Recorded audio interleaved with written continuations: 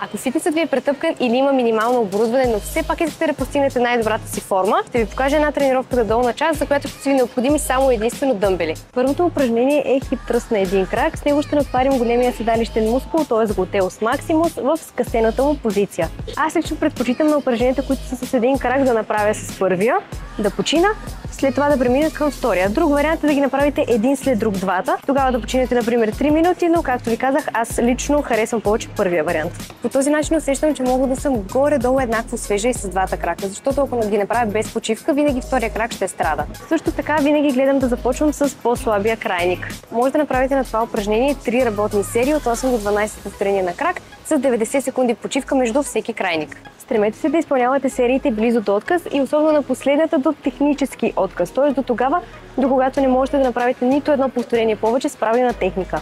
Между другото, ако не разполагате с лежанка, бокс или някаква друга повърхност, на която да поставите гърба си, може да изпълнявате глут бридж на земя с дъмбел по този начин. Второто ни упражнение е български клек. Ще го изпълним без да се държим, за да може да натварим както големия седалищен мускул, така и средния седалищен мускул глутеус медиус, който ще се включи при стабилизацията на таза. Разбира се, предните бедра ще се натоварят, но за да акцентираме повече на дупето, ще направим лек наклон напред и ще се стремим в долна позиция коляното да не минава пред пръстите ни. Отново правим 3 работни серии от 8 до 12 повторения на крак, като схемата с почивките е абсолютно същата като при хип тръста. Като тук отново, разбира се, е желателно да стигаме близо до отказ и до отказ на работните серии. Доста добра идея на това упражнение е да използвате фитили или грипове, защото по този начин хватът няма да ви бъде лимитиращ фактор и ще можете да натоварите максимално добре мускулите, за които е предназначено това упражнение.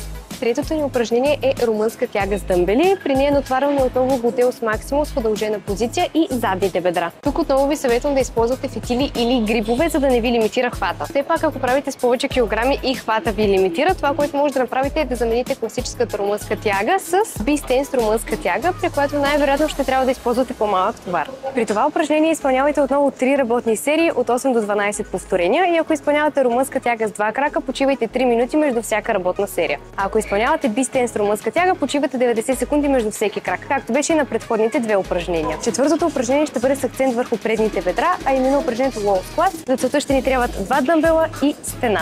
Съответно, за да натоварим качествено предните бедра, трябва да имаме максимално сгъване в коленните стави.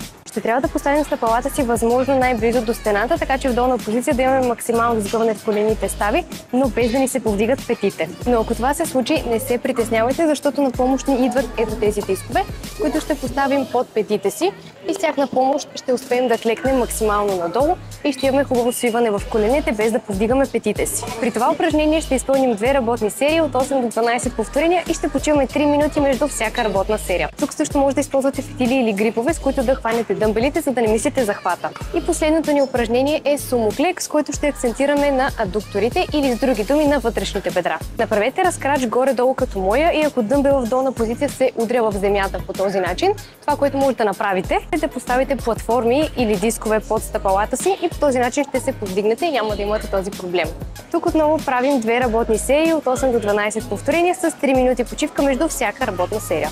Това беше тренировката с дъмбели. Ако решите да я направите, се уверете, че я въртите поне 2 пъти през седмицата. И нещо, което никога няма да спра да повтарям, изключително важно е да изпълнявате упражненията правилно и да прогресирате на тях. Сега на екрана ще излезе цялата програма, за да може да си я скриншотнете. Ако видеото ви беше поне малко полезно, ще сме ви много благодарни да го харесате и да се абонирате за нашия канал с камбанка, за да не изпускате следващото съдържание, което ще качваме за вас. Ако имате нужда от професионална помощ по време на влизането ви във форма, може да посетите нашия сайт и да видите резултатите на част от дамите, с които сме работили. Също така там може да видите нашия модел на работа и ако ви допаднем като треньори, да се свържете с нас по една от посочените платформи. Много ви благодарим и до скоро!